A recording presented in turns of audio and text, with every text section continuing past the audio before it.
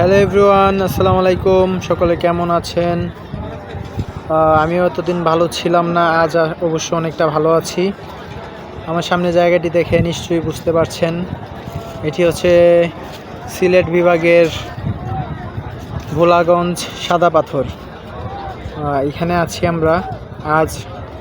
আজ এসেছি সকাল সকাল। কয়টা বাজে? সরি, আমরা রওনা করেছিলাম হচ্ছে গিয়ে সকাল সকাল, কিন্তু আস্তে আস্তে আমাদের বাজে 2টা 39।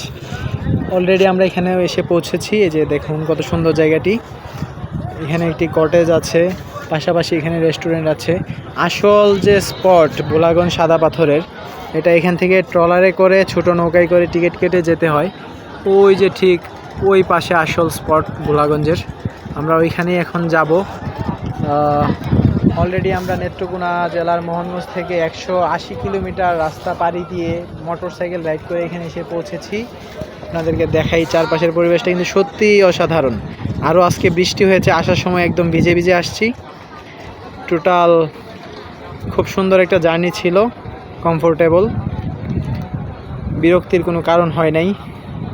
আপনারা দোয়া করবেন আমাদের রাইড যেন আমরা সুন্দরভাবে করতে পারি, কোনো দুর্ঘটনার কবলে না পড়ি।